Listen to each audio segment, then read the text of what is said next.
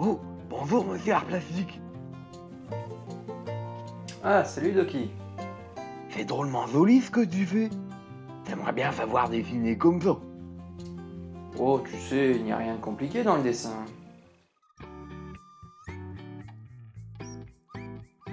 Le dessin dépend avant tout de bien observer son modèle et de comprendre quelles sont les formes principales qui constituent ce que l'on veut représenter. Ici, par exemple, on peut remarquer que la tête d'un chat est principalement ronde, et le bas est plus triangulaire, comme les oreilles. Oh, je vois. Pour les proportions, tu te sers donc de formes géométriques simples. Lorsque l'on dessine, on schématise son modèle. Inutile de rentrer dans les détails tout de suite, car on va créer un décalage dans les proportions. Comme ce dessin de Mickey, c'est ça? Exact. On voit ici, de la même manière, que la tête de Mickey est principalement faite de ronds et d'ovales. Le plus important, c'est avant tout de situer la taille et la place générale des éléments avant de se concentrer sur le résultat final. Tout dessin se fait donc petit à petit. La forme définitive n'apparaît pas au premier coup de crayon. Eh bien, pour apprendre à dessiner, il faut savoir avant tout observer. Ah, pour ça, il y a une méthode infaillible. Le carroyage. Le quoi? Ben, le carroyage, ou la mise au carreau si tu préfères.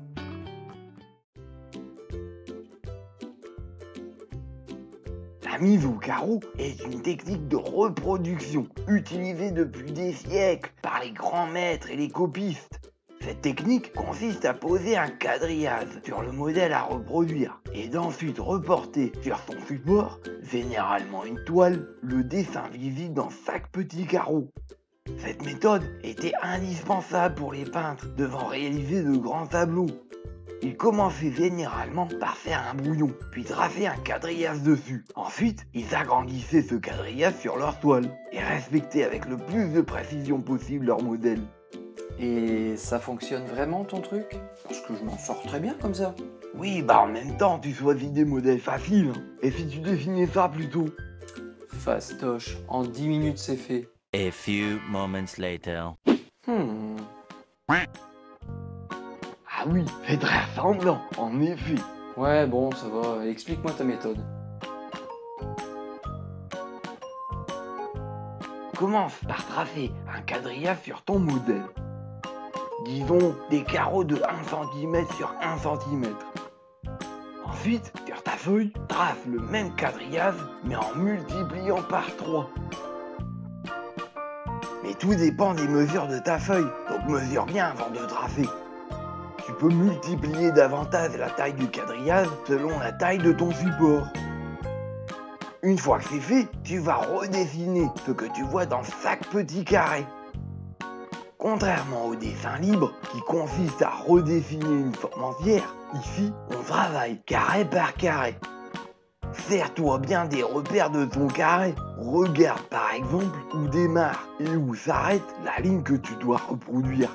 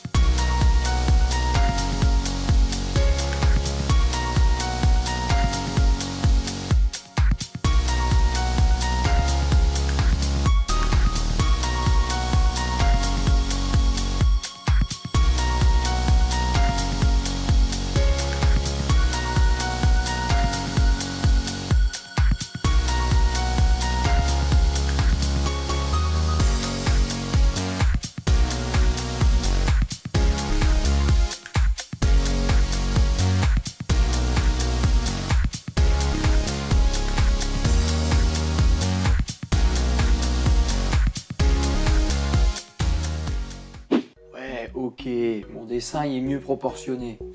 Mais au final, il y a un quadrillage dessus. Lorsque le dessin est terminé, tu peux repasser les contours avec un stylo par exemple. Il ne te reste plus qu'à effacer le quadrillage. Mais tu peux également utiliser une table lumineuse en posant ta feuille sur une plaque en verre posée en hauteur et éclairée en dessous. Il te suffit de mettre le quadrillage sans avoir à le tracer sur ton dessin. Une fenêtre fera aussi très bien l'affaire.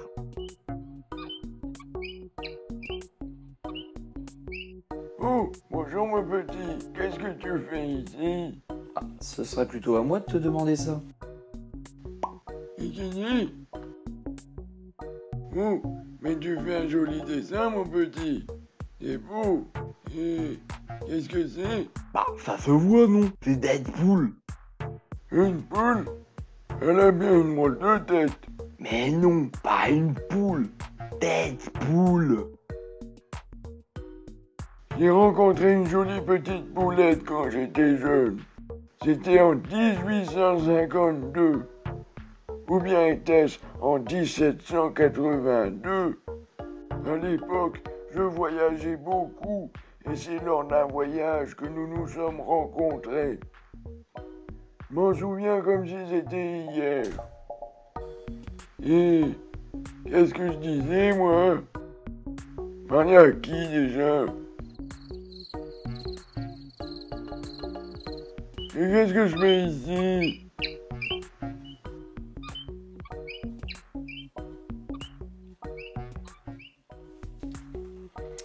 Il y a une fiche en description. À bientôt les curieux. C'est fini?